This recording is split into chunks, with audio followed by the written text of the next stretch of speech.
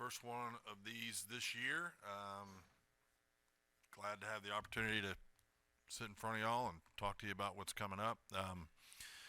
Our our Gym 101, our annual Gym 101, which is a showcase for our fans and a kind of the first look. It's also our only dress rehearsal we get in the PMAC, where we can kind of get used to that space, feel what the equipment feels like, get under those lights, and experience that. So it's part functionality for us, but also part marketing and promotions, trying to create a little buzz for the season and we got a fan fest going on out front, a lot of activities for the kids, and just bring the attention and spotlight, back towards what we're about to embark on in January, and create a little greater awareness. Season ticket sales have been amazing. We're approaching a new record over last year's record-setting year, and so we anticipate having great crowds again this year, and that should be exciting.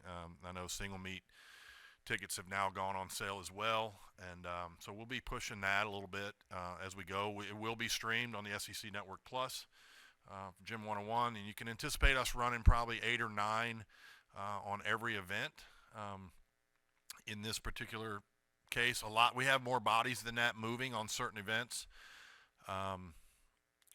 but they're probably not ready to do it in front of the crowd, so they'll get to warm up and they'll get to get on the equipment and get a little workout during our long warm up. But we'll only see the top 8 or 9 on each event right now for Gym 101, and it'll be a little bit interactive. I think we're gonna we don't have on-air talent for it, but Mike Smith and Kaylee Dixon will be calling it from the scores table over the PA, and that'll be they'll be talking through it, and Kaylee Dixon will be providing a lot of analysis and giving people ideas of what to look for and where deductions might be.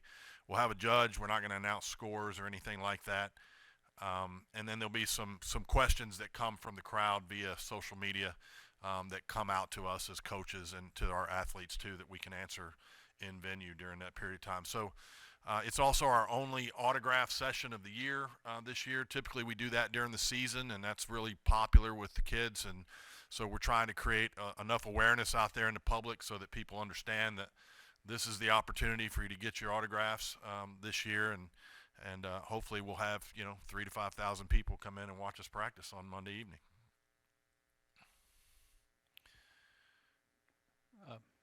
Trent Krim with The Independent. I had to say something. Yeah. Could you run through who we might not see Monday night, who might not perform when you're holding them back for whatever reason? Not really holding anybody back that you would anticipate seeing in a lineup. There, I think Livy Dunn is a little behind where some of the other kids are, so she probably will not be doing floor yet, although she's very close to ready to do floor. She'll do a bar routine with no dismount, just because she's just on a little different pace. Her summer, as you might imagine, was a little different than most of the others, and so we've slowed her down a little bit. Plus, she's battled some shoulder things and stuff like that. So the idea of her doing a full routine yet is probably not in her best interest. But she will do bars. I'm trying to think who else might not be out there. Cammie Hall is out with an injury. Otherwise, you would have seen her on vault for us, and she's out for the season. That's not been made wildly public yet, but so that's the first time I've said it publicly. But happened the day before we left to go home for Thanksgiving, and so just and on her, just while I'm talking about her, she as you know, she transferred in from Utah, but what an incredible addition she has been. Whether it just really is a shame we're not going to get to see her compete, because incredible energy, just one of the most amazingly positive people that I think I've ever been around in my entire life, and really provides us with a spark that was internally with our team, and still does. So she's going to be missed. I think if you get a chance, during the year to get to talk to her, you'll see exactly what I'm talking about. She's just an amazing kid. Going off of that, is there anyone that maybe you want to step up to kind of take that role of hers? Yeah, I mean, vault was going to be thick for us anyway. We're pretty deep on vault. I mean, we returned everybody but one from last year's vault team, and Bryce Wilson comes in and gives us, as a freshman, gives us another 10-0 vault that we didn't have. Cammie was going to give us a 10-0 vault as well, but Aaliyah Finnegan is now in a much larger role than she was last year as an all-arounder. Last year she was kind of a two-eventer, and now we fully anticipate her doing all four events all the time. And so that's another 10-0 vault that we have. And so um, I think right now, what's today, as far as people that you're familiar with, Alona Shinikova is in the best place she's ever been. I mean, she's just in a really good space right now, and executing at an extremely high level, consistency-wise, and that's good news for us too. The only thing that is a bit of a concern is just our depth is not on every event, not particularly vault, but on as a whole, we're not as deep as we've been in years past. In terms of if we lost certain people, it could really hurt us. And then, is there anything specifically in the off season maybe you were working on that you want to see Yeah. Monday night? Yeah, I think coming out of the end of last year, there was we needed to kind of retool some things, not change, but get back to some things that I would say were pre-COVID sort of mentalities and things. And so we instituted some things, put some greater demands in terms of standards from a physical standpoint, but also challenge them to be true to what they say in their approach. Um, our success is not going to be rooted in what we're able to do physically. We've got good talent, and we've got the ability to do it. It's going to be about if we are what we say we are in between the ears, and that's always been the challenge. You guys hear me every year talk about the mental approach and those kinds of things, and it really has to become your belief system, it has to become your identity, and that's going to dictate our outcome more than anything. And so we're challenging them to do the things that are necessary to build that and to train themselves in that manner, so that when the moments come, they don't shrink. And we can be the nicest team in the world, and we can love each other, which they do.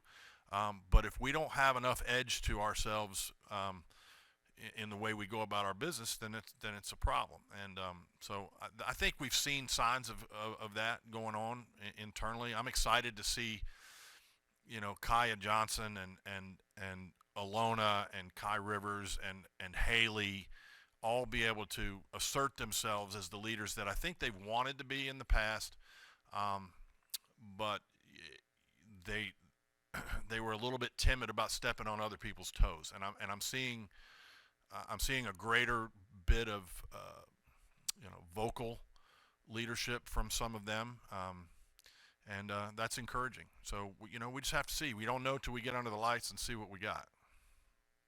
Hey, Coach, kind of going off of that, as far as the off season goes, could you go into detail maybe as to how that works for you guys? Like, is it more individual based, or is there team things, or how's that work? Well, I mean, those of a good chunk of them are here for summer school, at least part of the summer, and we're not allowed to require them to do anything. Basically, what we do is we kind of set an expectation of where we want to be when we come back and we get going in August and September, and it's up to them to manage that in large part. The ones that are here for the summer did a good job of that, and then we had some that didn't. But we put some things in place that they knew when they came back, there was going to be some physical strength and conditioning testing that was going to be there. I think last year we were a little bit fragmented when we returned. There were a lot of people in different places, and it was hard to train everybody on the same page. This year we were in a much better place from that standpoint, from a physical strength and being able to adhere to what our outline for how we want to train in the fall. We were in a much more consistent place, and we didn't have so many outliers in terms of people that had to be paced differently than everybody else. So it's been a great preseason. There's been no complaining that maybe we'd heard some of that in the past. they've bought into what we've asked them to do, and they've done a really good job of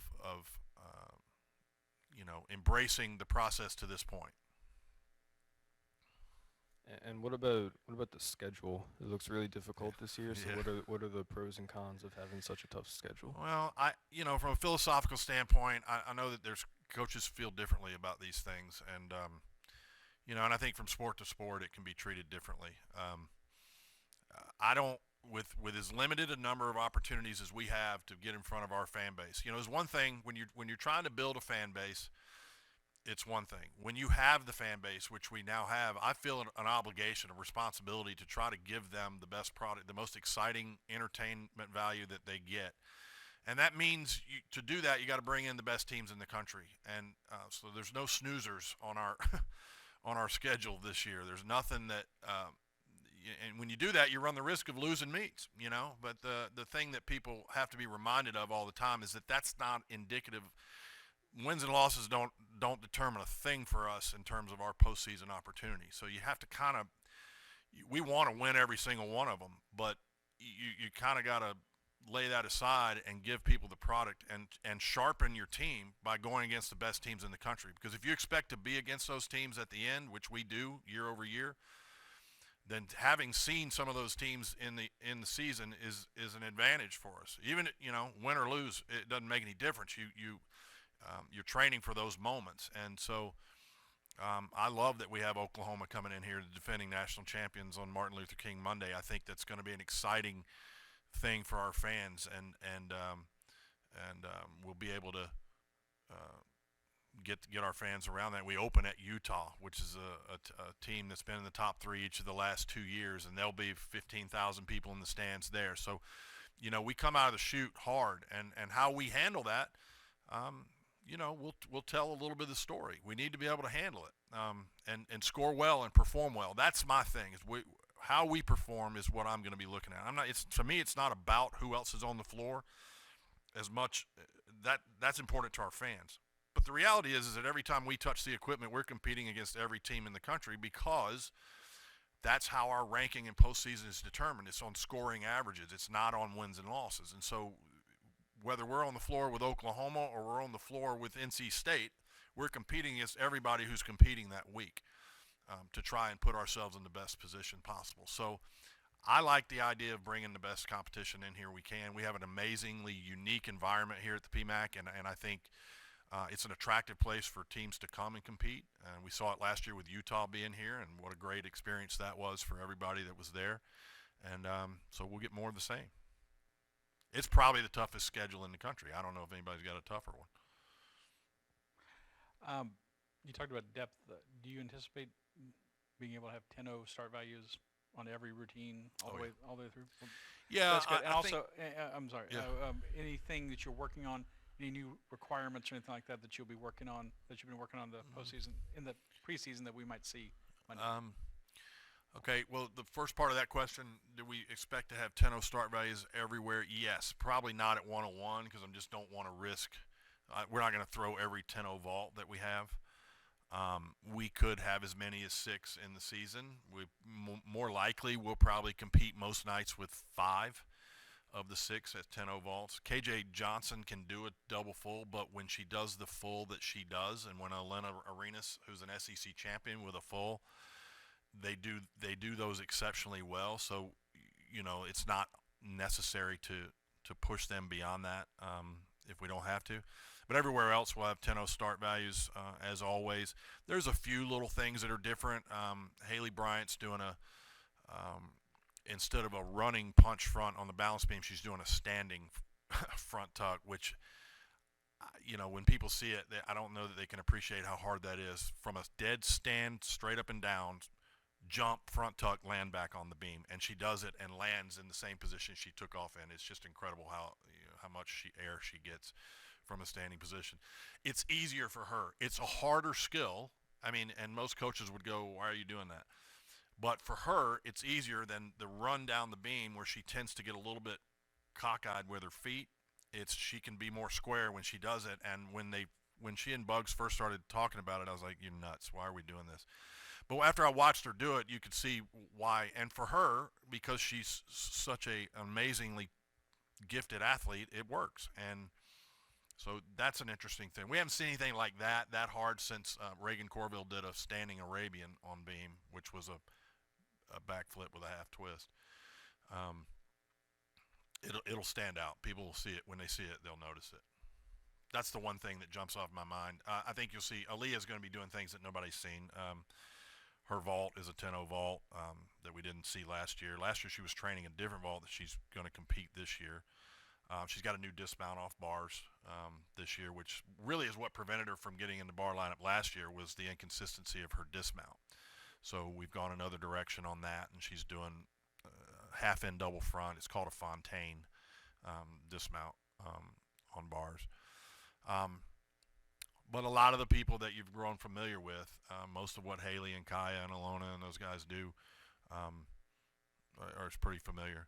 Kai Rivers will be our leadoff on beam. You know, that position had been so incredibly well done by Christina Desiderio the whole time she was here, and super important spot. But Kai, I've told y'all before, is kind of our alpha in terms of mental. And she's strong. She's got the right personality for it. She's back from that rotator cuff surgery and can do at least that event. And so she'll be our leadoff on balance beam. Have you ever had a gymnast like Haley? And again, I don't mean to get off too much of a tangent, but she does the front flip on floor, and what you're talking about on beam. Have you ever had a gymnast who's like the harder things are easier for her to do? Yeah. I mean, and it's not all that uncommon, really, at that level. When you get an athlete at that level, the more difficult things that require them to just kind of go hard, they do better, and the details they can lose their patience with it sometimes. That's not uncommon with some of the higher level skills. But Haley's just unique because everything she does is forward. You know, Haley's not. If you notice, she doesn't tumble backwards, and that started as a kid. When she was always fearful of going backwards, and most of the time when you run across a gymnast like that when they're young, it limits them in their ability to reach the level that she has reached. But not her, because she's such an incredible athlete. She can do everything forward and do the most difficult skills in the world going forward, and not have it be a problem. So she's unique. She's really, really unique.